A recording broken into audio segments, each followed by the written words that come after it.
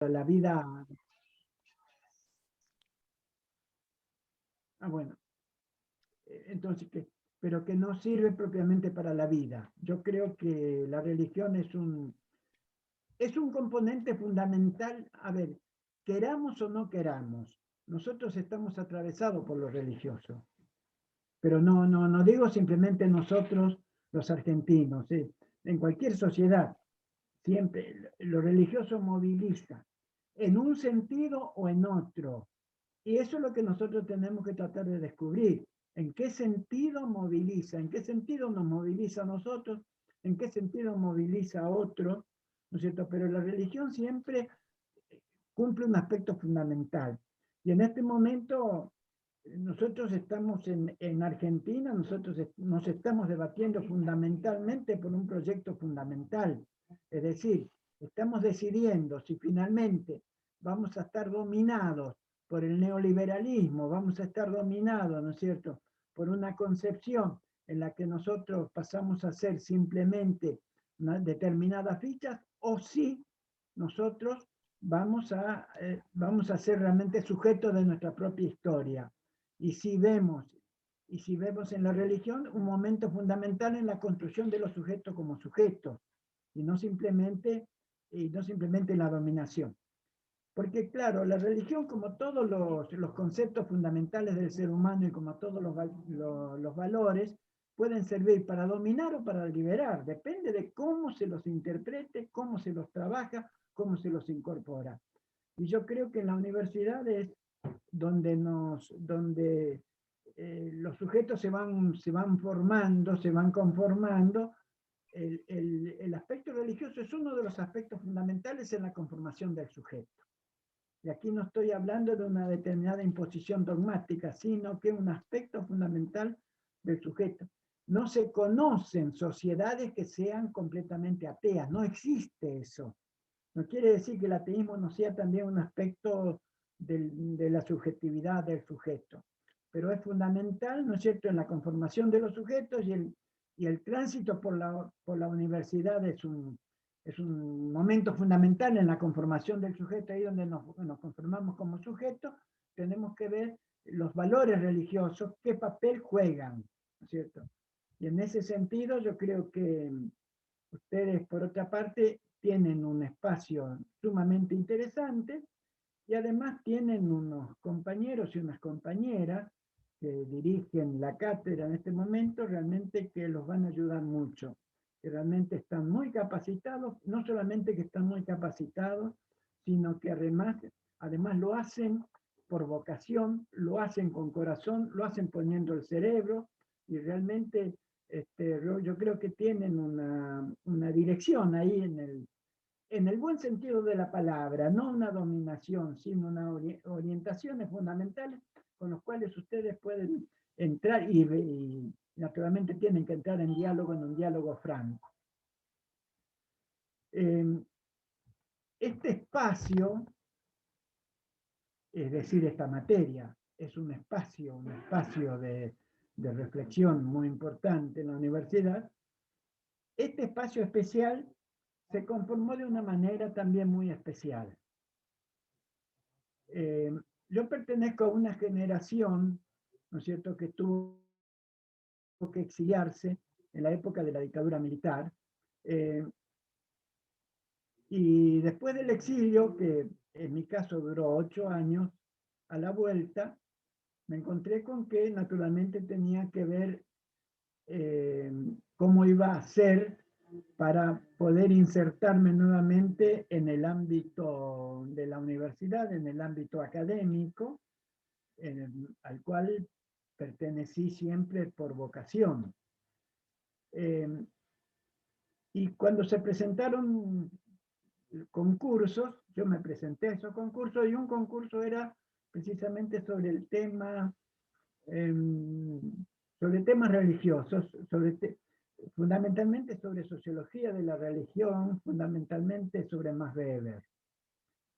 Yo había trabajado mucho en Max Weber en México, de manera que sentí que me encontraba muy bien preparado como para poder participar de ese concurso. en ese concurso es un concurso que se abría en una universidad que iba recuperando este espacio de la sociología, que había desaparecido, que la dictadura militar lo había hecho desaparecer. De manera que de hecho, era una refundación. Bueno, yo me presenté a un concurso sobre sociología y se concursaban, yo no me recuerdo bien si eran 40 puestos. Eran muchos puestos, pero se concursaban, perdón, nos presentamos como 40 y eran 10 puestos. Bueno, yo tuve la suerte de entrar ahí. Creo que entré yo no sé si en el lugar tercero, me parece que era, porque estábamos a su vez, fuimos catalogados este, por un determinado orden. Y naturalmente, después del concurso, viene el proceso, naturalmente, de análisis. Me analizaron los concursos y hubo cuestionamiento a los concursos, de manera que tuvimos que esperar más, hasta que finalmente me lo dieron, a mí me dieron por aprobado el concurso, y entonces me reúno con el decano en ese momento, porque yo tenía que hacerme cargo de la materia de sociología, porque el concurso era sobre sociología. Pero resulta que esas cosas que suelen pasar, ¿no es cierto? Ya la cátedra estaba ocupada. Así que, bueno, entonces con el decano estuvimos viendo a ver qué posibilidad tenía yo. Entonces, y ahí me sugirió la idea de crear una cátedra, precisamente de sociología de la religión. Y el decano se mostró completamente de acuerdo, así que desde ese momento, entonces yo comienzo, se acepta mi propuesta, entonces yo me hago cargo de la cátedra de sociología que acababa de fundar. Entonces, y ahí tenía que comenzar a ver todos los programas, etcétera, que tenía que hacerlo, ¿no? Esto sucedía. Bueno, yo soy del Antiguo Testamento, tengo 32 años, si lo multiplicamos por 2, yo creo que estamos por ahí, nos acercamos un poco a la edad. Entonces, eh, yo comencé entonces a trabajar un poco un programa. Naturalmente que es una materia que para mí no podía ser de ninguna manera desconocida, en cuanto que yo ya había tenido una formación religiosa y había tenido 30 años de cura, ¿no es cierto? Y después pude tener una experiencia también muy interesante en el exilio en México, ahí eh, eh, pude trabajar teología, de hecho, y pude, además, la militancia de base, a su vez con comunidades, eh, no solamente en México, sino también en Nicaragua, en El Salvador. Es decir, era una época en que eh, todo Centroamérica estaba muy convulsionada y había ahí lo religioso impregnaba mucho esas sociedades y era muy importante, de manera que yo tuve la oportunidad de trabajar en México. En México también se trabajaba mucho en comunidades de base, yo trabajé mucho en ese sentido, trabajé también en Centroamérica, pero además, de entrada, cuando yo llego a México, exiliado, realmente una de las cosas primero que busco es trabajo. ¿Y dónde voy a buscar trabajo si no es en la universidad? Digamos, yo digo por mi formación. Entonces, y ahí se comenzaba a formar en aquel momento lo que es eh, un espacio en las universidades católicas. Ahí eh, se comienza a trabajar sobre la teología de la liberación, que era algo en lo que yo estaba trabajando. Y de hecho, de entrada me aceptaron y comencé a trabajar en el ITES, Instituto Teológico, a su vez en la línea de la teología de la liberación. Y después, bueno, ahí después de 2 o 3 años yo de hecho quise salir y ya no me dejaron salir de ahí. Entonces trabajé hasta que vine para Argentina, trabajé en ese instituto, de manera que este ámbito, cuando yo llego a Argentina, ya lo tenía impregnado sobre qué es lo que yo quería hacer. Por eso, una vez que yo entré en el concurso que se había hecho en la universidad, yo elegí entonces Teología de la Teología de la la cátedra de Teología en la línea de Teología de la Liberación, y a partir de ahí es que se está dando esta cátedra.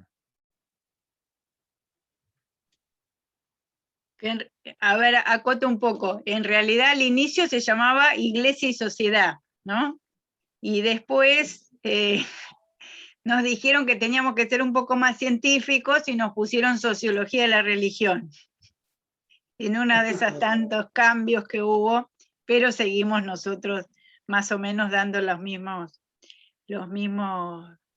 temáticas, no las mismas, pero bueno, la misma línea, ¿no? Que sobre todo en aquella época cuando vino Rubén, que era la época del gobierno de Alfonsín, la apertura democrática, una de las preocupaciones que había era estudiar todo este tema de la religión y sobre todo la iglesia en su versión de iglesia católica y la dictadura, ¿no? Que Rubén, bueno, además en esa época tuvo una beca del CONICET y hizo una investigación que fue después el fruto, un libro que se llama Teología y Dominación, que es un libro que después se reeditó como La hegemonía de los cruzados, que es parte de la bibliografía que tenemos en el programa.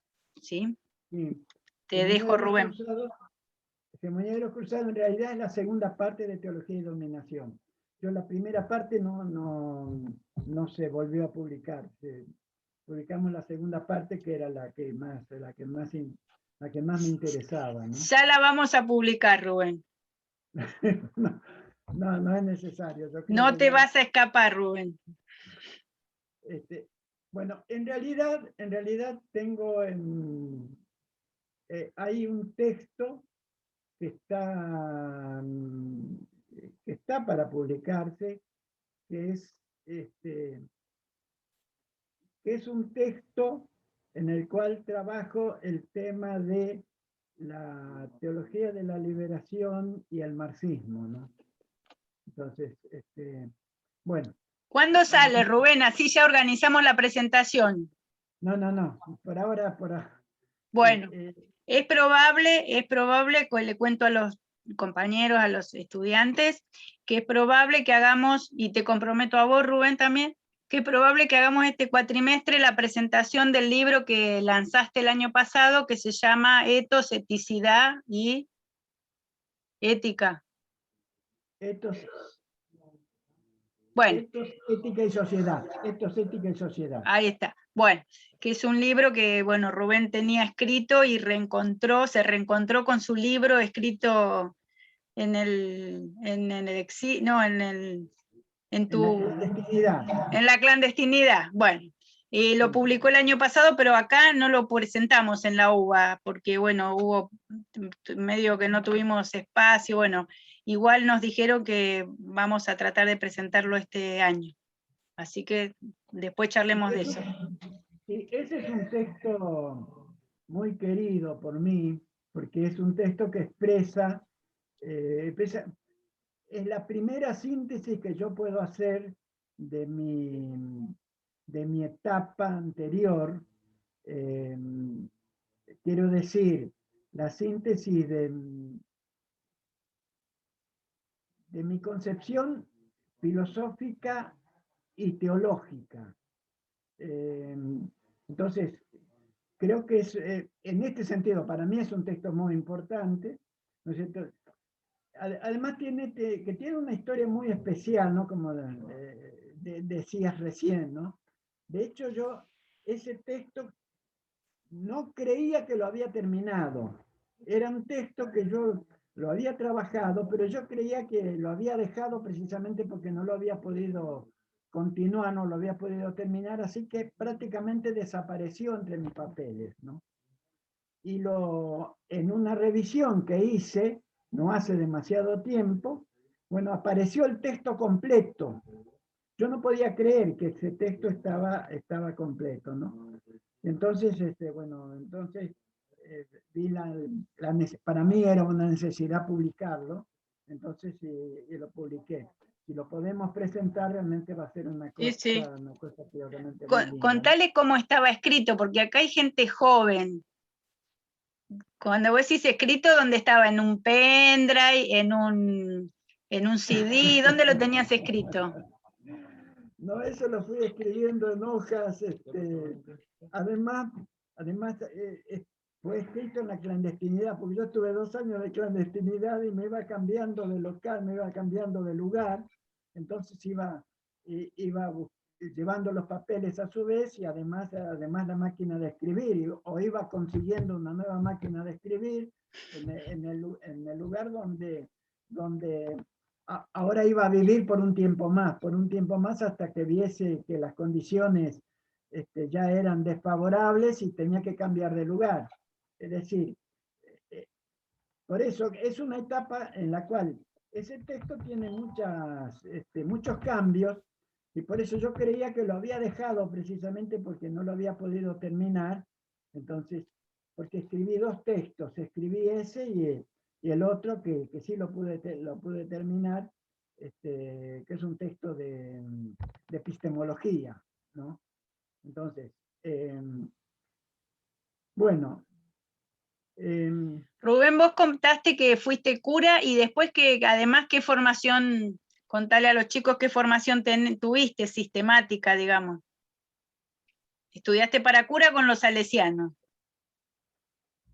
Con los salesianos estudié para cura, ¿sí? Ahí hice los estudios completos. Solamente que los estudios completos los terminé en Europa, a su vez, en el Instituto de Formación Teológica de los Salesianos, que estaba en Turín, que ahora está en Roma, ¿no? Pero yo ahí terminé, de hecho, la formación para el sacerdocio, pero de hecho tuve mi crisis en esa época y no me ordené de sacerdote cuando terminé los estudios teológicos y me volví al país, a la Argentina, en la cual hice nuevamente 2 años y medio todavía de trabajo como profesor en el colegio salesiano, ¿no es cierto? Y finalmente decido que que mi vocación no estaba ahí, o por lo menos que en ese momento yo ahí no me sentía bien, y entonces comienza una nueva etapa en la cual yo me traslado a la ciudad de Resistencia, Chaco, donde hago mi curso de filosofía. Yo tuve 2 años y medio más o menos, entre que terminé los estudios teológicos en Italia y comencé la universidad en el Nordeste, donde comienzo. Yo quería tener el título naturalmente de filosofía, entonces donde hago mis estudios filosóficos. Pero esos 2 años y medio que yo estoy entre mis estudios en Turín y mi ordenación sacerdotal en Resistencia, yo los empleo no solamente trabajando como profesor secundario, sino también trabajando mucho, estudiando mucho mi teología, mi filosofía sobre todo, donde yo voy descubriendo mi nueva faceta. Voy a tomar un personaje de primer nivel que se llama San Agustín. San Agustín, a eso de los 30 años, es cuando él revisa su vida y comienza la nueva etapa, y comienza la etapa probablemente del San Agustín que es, ¿no? Bueno, yo leí mucho San Agustín. Y sobre todo las confesiones de San Agustín, donde San Agustín repasa su vida, su conversión, realmente y su nueva etapa. Bueno, yo hice eso. No quiero decir que soy un ¿Qué pasó? gran conocedor de San Agustín, pero que para mí ha sido un modelo que me ha ayudado mucho. Bueno,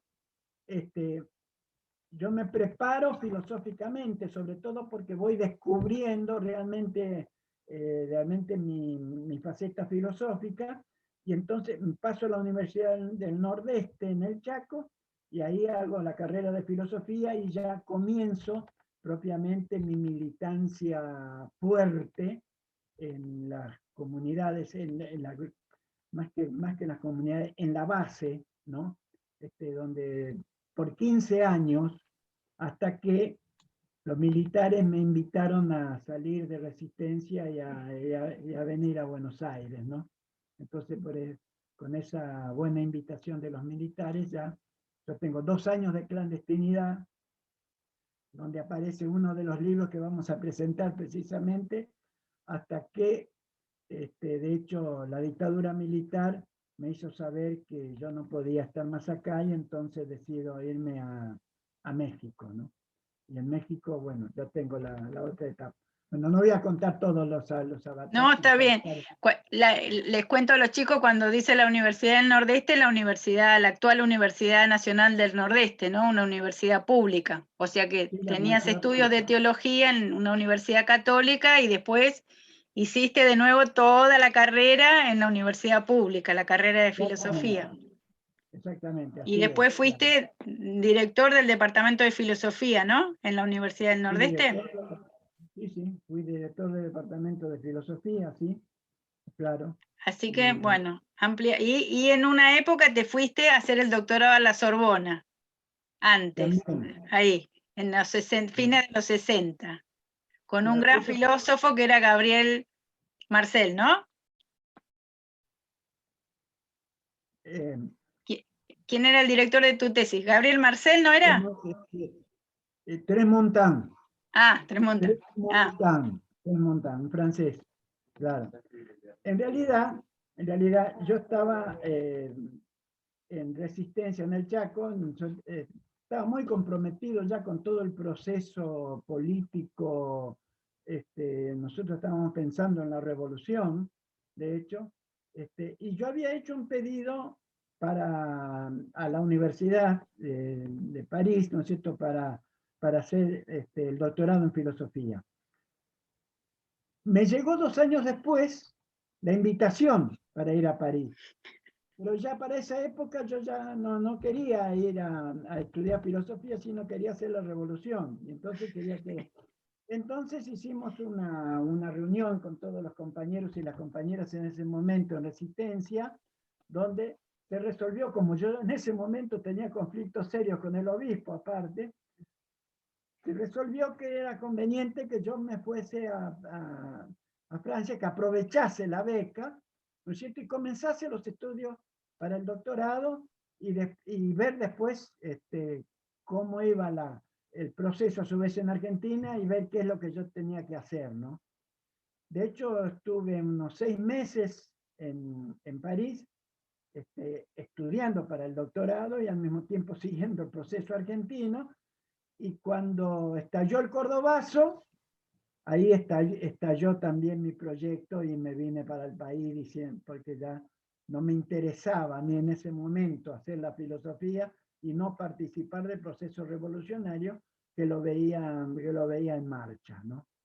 Entonces, dejé clavada la tesis, ¿no es cierto?, pero aproveché mucho, realmente en ese momento. Esa parte no la tenés que contar, porque lo que tenés que decir es cómo tienen que escribir, para que ninguno caiga en la tentación de dejar de hacer el trabajo final. Eso sí. Eso no cuentes. Malos ejemplos no.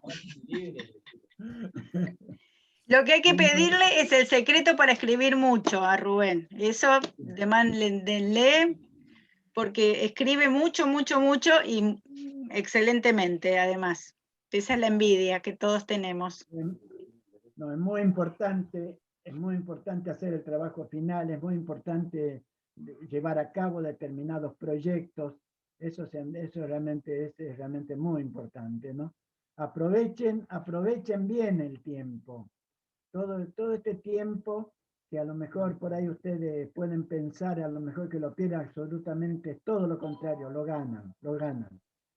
Aprovechen estos años que tienen para estudiar en la universidad, no descuiden naturalmente otras cosas importantes, pero aprovechenlo en serio para formarse, no se van a arrepentir de eso de ninguna manera, ¿no?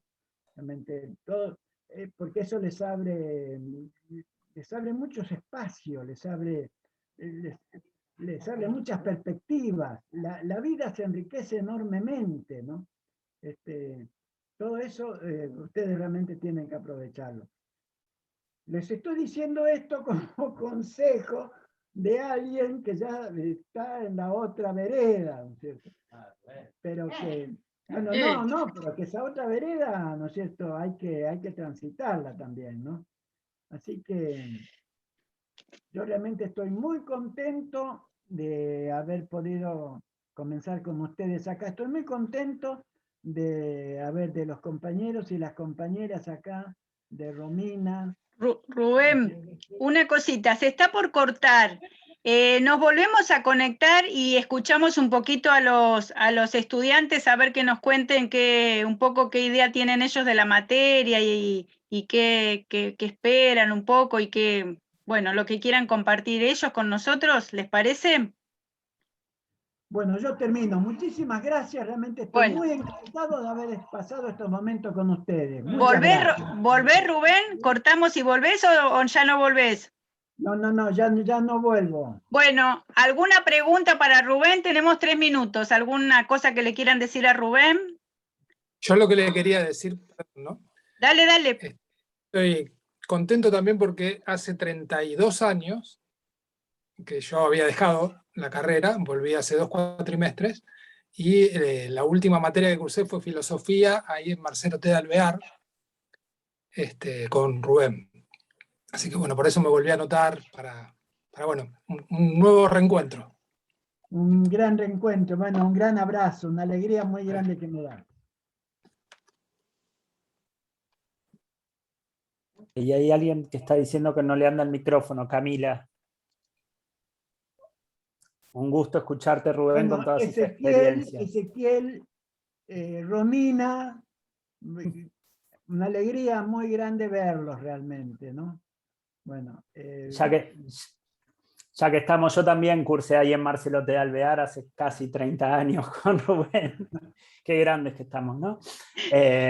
No 30, pero 26 sí.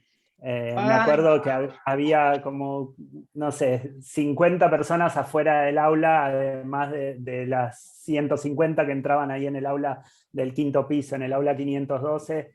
Me acuerdo que era un lujo eso, y la gente hacía fila para escucharlo a Rubén. Un lujo total. Y una alegría esta sorpresa que nos diste hoy. Sí, casi nos y ahora ya te comprometo, Rubén, el lunes de la semana que viene estás acá otra vez. No te voy a dejar escapar. Yo también, Rubén, te comprometo y comprometo que nos compartas y nos convides de toda tu experiencia de investigación para que esta cohorte de estudiantes pueda nutrirse y pueda tener trabajos propios, como es el estilo de la cátedra, y que se puedan lucir después en revistas, en congresos, en distintas publicaciones, porque a Rubén, si hay algo que lo enorgullece, es después leerlos a ustedes en otros lugares. Rubén es un gran lector de trabajos de estudiantes y realmente es un placer que nos pueda acompañar, y los invito y las invito y les invito a que por favor piensen todas las preguntas que tengan ganas, porque seguramente lo vamos a seguir conectando para que nos siga visitando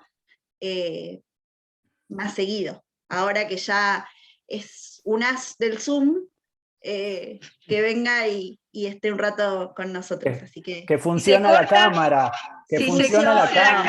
Si se corta, nos volvemos a conectar.